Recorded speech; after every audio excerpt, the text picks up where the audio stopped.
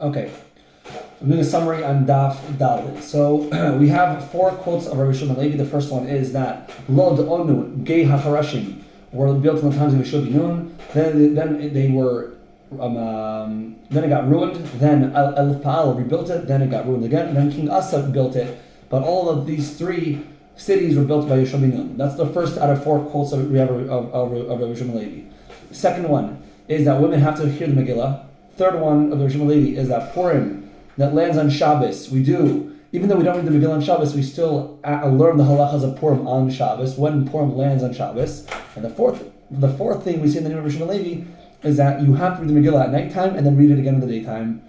Okay, we said in the Mishnah that villagers, they have to, they go back to, they can read on Mondays and Thursdays. They don't have to read on Yud Daled, they can read on Yud Daled, Yud Beis and Yud Gimel. Why? So the Gemara says, according to the Maskana, that obviously we do this in order to make it easier for them, because they don't have anybody to read for them in the villages. So Mondays and Thursdays are the times that villagers go to the city for the Beis Din. Now, why did the Gemara say that we do so in order to support the cities?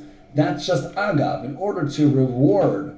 It's order to receive sachar hulahem. It's good for the villagers to support the city people on Mondays and Thursdays by giving them water when the city people are reading the Megillah, because city people read the Megillah on Yud Daled. So if the villagers have already read the Megillah earlier on Yud Gimel, Yud Beis, or Yud Aleph, then they have time to support the city people on Yud Daled. But obviously the reason why villagers read early isn't to support the city people like we thought, but it's just to make things more comfortable for them.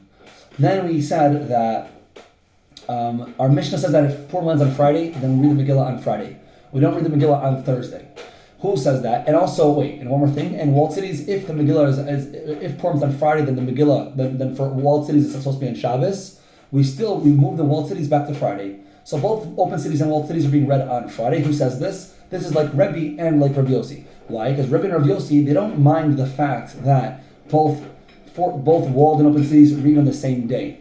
They're dorish, the psukim, they have a different drasha from the Chol Shana B'Shana.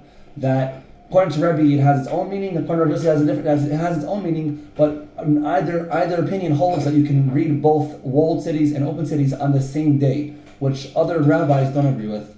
Then we have the question as into why don't we read the Megillah on Shabbos? We have 2 answers. Rabba's answer is that because we're scared that maybe if we read the Megillah on Shabbos, somebody's going to want to know how to read the Megillah and going to carry it on Shabbos from one domain to another domain, which is an Isser Doraisa, to ask his rabbi how to read. So we don't allow reading the Megillah on Shabbos. That way the guy doesn't do an Isser Doraisa Chilul Shabbos.